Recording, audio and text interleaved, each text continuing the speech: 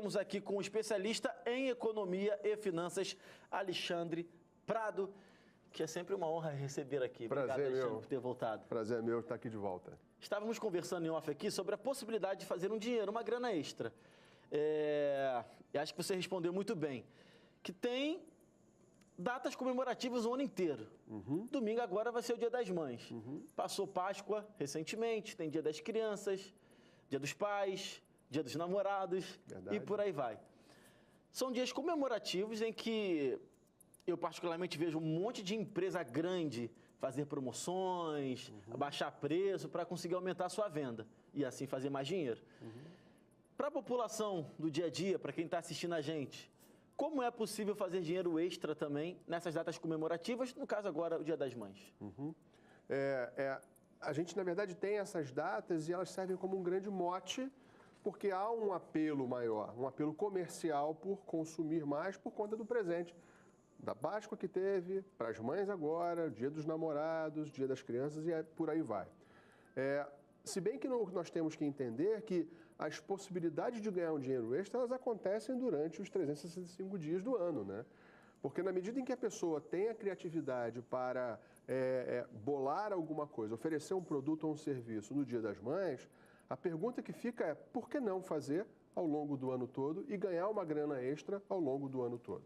Mas especificamente para o Dia das Mães, as dicas que a gente costuma sugerir é a pessoa que tem, por exemplo, facilidade com artesanato ou tem habilidades manuais. Por que não fazer uma bijuteriazinha, um enfeitezinho, velas para ornamentar ambientes, velas mais cheirosinhas, enfeites. Isso funciona como um presente bem específico para o Dia das Mães, por exemplo. Aquela pessoa que, por outro lado, ela tem a facilidade de fazer docinhos, bombons gourmet, trufas. Por que não fazer alguma coisa com um apelo para o Dia das Mães, com uma embalagem diferente, num kit diferente, numa caixinha bacana? Então, tudo isso ela consegue fazer especificamente para o Dia das Mães, mas ela também consegue fazer ao longo do ano todo. É só o apelo, né? O apelo da data comemorativa, onde as pessoas ficam até mais sensibilizadas, né? Para consumir, para comprar aquele presente para aquela pessoa que a gente ama. Existe uma conta básica para que se coloque preço em cima de um produto que eu esteja vendendo? Dá um exemplo. Eu fiz essa caneca aqui, só que eu nunca vendi a caneca, Alexandre. Gastei R$1 nela, gastei R$2. Só de material. Aí tem mais a minha mão de obra. Como é que eu faço o cálculo para chegar ao valor mínimo que eu deveria vender meu produto? Existe um cálculo desse? Existe o conceito. Não existe uma fórmula matemática, existe um conceito. E, na verdade, tem dois conceitos que a gente tem que levar em consideração quando vai estabelecer o preço daquilo que você está vendendo, seja produto ou serviço. Mas, especificamente no caso de produtos, como você deu o exemplo da caneca, você tem o custo dos materiais. Da caneca em si, de repente, de fazer a imagem, de gravação, mas de repente do chocolate, como nós falávamos, os ingredientes, a embalagem, o saquinho, a caixinha, tudo, a etiqueta, todos esses gastos devem ser listados, relacionados e quantificados. Além desses gastos, desses custos para compor o produto, entra energia elétrica, gás, todos os outros gastos, transporte, se for o caso, deslocamento para fazer a entrega, o frete, tudo isso deve ser detalhadamente relacionado e quantificado. Muito bem. Depois disso entra o seu trabalho, o seu tempo, né? Porque você tem que ganhar dinheiro, não é simplesmente deu R$10 o custo, eu vou vender por 10. Não, você vai querer vender por alguma coisa. Então, ali você vai estabelecer qual é a sua margem, quanto que você vai remunerar o tempo que você ficou fazendo aquele produto ou prestando determinado serviço. Quanto a isso, não existe fórmula, existe um conceito de, de repente, você colocar 30%, 40%, 50% em cima dos custos, e isso vai ser a remuneração pelo teu serviço. Esse é um primeiro aspecto. O segundo aspecto depende do mercado, porque por mais que você diga, eu acho que é justo, eu mereço 30%, 40%, 50% para remunerar o meu tempo, que eu deixei de ficar com a minha família, deixei de dormir, deixei de fazer um lazer, para fazer esse produto ou prestar esse serviço. Só que o mercado, a concorrência, ela também é um parâmetro na hora de estabelecer preço. Porque se você estabelecer, por exemplo, para uma trufa R$15, O mercado não paga R$15 na trufa, o mercado paga 10. E vamos supor que o seu custo tenha sido 5 e você está botando R$10 em cima de margem, por mais justo que seja, mas o mercado não paga os 15, ele vai pagar 10. Mas se já vai pagar 10 e já tem gente fazendo, de repente você pode cobrar 9 para entrar e com a possibilidade de conquistar outros clientes, né? Então, a questão da precificação ela é um pouco mais abrangente, mas esses são alguns aspectos básicos que a pessoa pode ter para lançar o seu produto e botar o primeiro preço. Quanto ao preço alto, acho que todo mundo já pensa, tá muito caro, não tem como pagar, isso aí não cabe no meu bolso. Mas também, a redução excessiva do preço do teu produto pode se tornar um problema? Pode se tornar um problema porque ela pode gerar uma percepção quanto à perda de valor, de não ser bacana o produto, não ser gostoso, não ser de boa qualidade.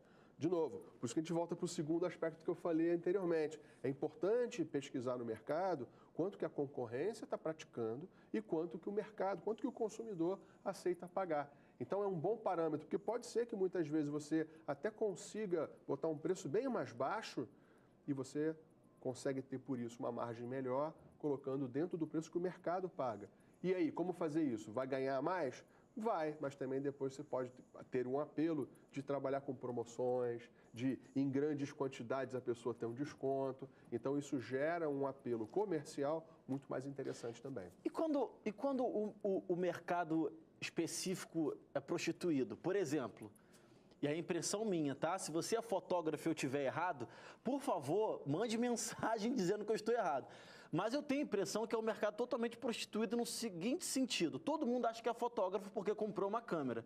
E aí um cara estudou, fez faculdade, se especializou e o preço dele para tirar uma foto é R$500.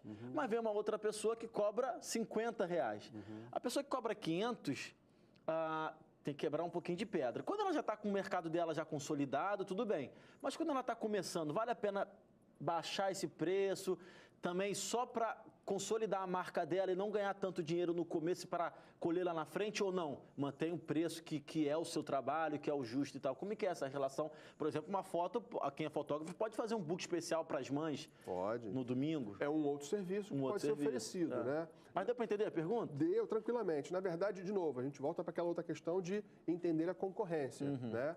De nada adianta também esse fotógrafo, por melhor que ele seja, por mais maravilhoso que seja o trabalho que ele oferece, a foto seja mirabolante, mas se não tiver gente para pagar.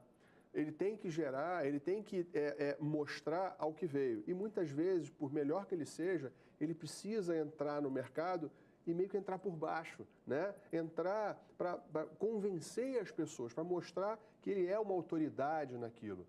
Na medida em que ele entra ganhando menos e ele vai conquistando a confiança e o respeito do consumidor, e a grande propaganda é a boca, né? Um indica o outro, o outro indica um, ele vai conquistando. E aí, dali, ele consegue, num médio, longo prazo, aumentar até o seu preço, melhorando a sua margem, porque as pessoas já aceitarão pagar mais por um trabalho de melhor qualidade. Porque essa coisa do consumidor querer sempre pagar o mais barato também é um pouco de mística. Porque tem gente que prefere pagar mais caro, mas ter um bom atendimento, ter um produto de boa qualidade, ter uma embalagem bacana, ser, sabe, mimado, fazer parte de algo maior. Então, por exemplo, empresas ou pessoas que têm um apelo de contribuir com outros, eles têm um apelo. Então, eles podem até colocar o valor um pouquinho mais alto, porque as pessoas que vão consumir aquele produto ou serviço estão pensando também que indiretamente estão contribuindo para uma causa, por exemplo. Legal. Uma pergunta que eu sempre faço quando fala de negócio, de economizar, de gastar e de fazer um dinheirinho extra, que eu acho que já está nessa conversa no todo, que é a questão do planejamento. Importante, se eu vou vender brigadeiro na porta da minha casa, vou vender um lenço bordado para minha vizinhança. Para fazer uma vela artesanal. Tem que ter um planejamento, né, Alexandre? Sim, planejamento é a chave da nossa vida, né, Evandro? Sem planejamento, a coisa não funciona. A probabilidade de dar alguma coisa errada é muito grande, né? Ainda mais quando a gente fala de negócios. Então, é muito importante que a pessoa que, por exemplo, o Dia das Mães é agora domingo. Dá tempo de fazer? Olha, dá. A pessoa faz um brigadeiro... Mas não vai ser a mesma... Não vai ser a mesma coisa, talvez o mesmo volume, ele não teve tempo de planejar, inclusive a divulgação do seu trabalho, né? Se essa pessoa pretendia ir a algum lugar para oferecer o seu produto, já vai ficar um pouco prejudicado. Então, o planejamento antecipado, por exemplo, nós estamos no Dia das Mães agora, mas tem o Dia dos Namorados, que é no próximo mês. Então, tem aí um mês de frente para poder fazer alguma coisa. Então, agora o Dia das Mães, de repente vai servir como um programa piloto, um plano piloto, mas para daqui a um mês a coisa vai estar mais estruturada, inclusive no sentido, falando de finanças mesmo, quando se compra com antecipação e em uma quantidade maior, pode-se chorar ali um desconto, né, de onde está se comprando aquele insumo, sei lá, o cacau, a embalagem, a quantidade de papel, de caixinha.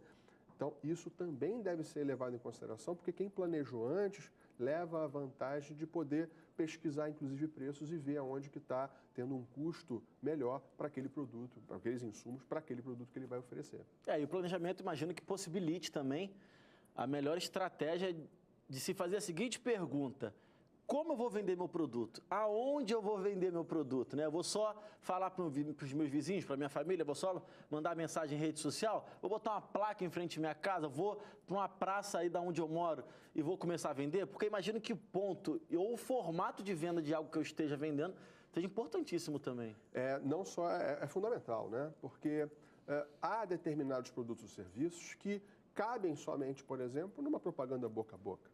Há outros que a propaganda boca a boca, junto das redes sociais, também ajuda, mas outros não. Então, é importante, voltamos à questão do planejamento, uma boa estratégia de como chegar nesse mercado. Isso só é feito por profissionais? Os profissionais têm capacidade técnica para fazer isso, mas pessoas que não têm formação técnica adequada também, simplesmente fazendo algumas perguntas. Quem que eu quero atingir? Para quem eu quero vender? Qual o local? Qual é o poder aquisitivo dessa pessoa, dessas pessoas? De repente, você vender um brigadeiro gourmet que tem um valor absoluto um pouquinho mais alto do que um brigadeiro comum, você vai procurar locais onde tenha pessoas com poder aquisitivo um pouco maior. É uma coisa até lógica, né? Então, é importante também porque existem locais onde a pessoa tem a intenção de ir lá oferecer o seu produto ou serviço, mas não pode. Há necessidade de uma autorização, por exemplo, da prefeitura. E há um custo, há uma taxa, uma licença para isso. Então, é importante esse planejamento, porque a pessoa, sim, numa certa informalidade, a rede social, a placa na sua casa, fazer um cartãozinho de visita, umas filipetas, botar na caixa do correio, pedir a divulgação, a ajuda das pessoas que ela conhece, isso tudo funciona. Mas, às vezes, a coisa toma uma monta, toma um volume que justifica, sim, um planejamento não só quanto a estabelecer o preço, mas também o estoque vai ter, como que vai distribuir isso, e inclusive a gestão do dinheiro gasto, o fluxo de caixa disso, né? Essa gestão financeira também é importante. O que eu acho legal, Alexandre, é que muitas vezes surgem ideias, assim, vou fazer um dinheiro extra para algo específico, como a gente está falando aqui agora.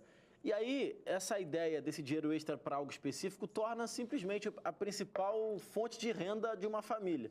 Eu tenho uma grande amiga minha que ela começou a vender brownie por conta do casamento dela que estava próximo. Então, ela queria juntar dinheiro para comprar algumas coisas para a festa. Casou, passou um tempo, o marido dela ficou desempregado e hoje a família toda funciona em torno desse brownie. A cozinha foi expandida, agora é industrial, enfim, ganhou uma estrutura e um tamanho muito grande. Comprou carro só para carregar material.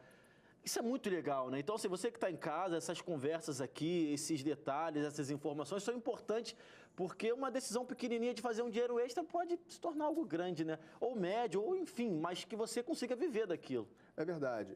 Ainda mais, é muito, muito adequado se falar isso neste momento que nós vivemos, porque as famílias, né, a sociedade está muito sensibilizada por conta da crise, por conta do elevado número de pessoas desocupadas, desempregadas, menos vagas. E é nesse contexto adverso que surgem as oportunidades.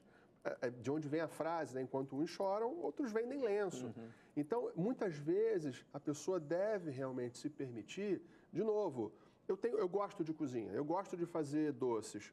Por que não explorar isso comercialmente e fazer um dinheiro?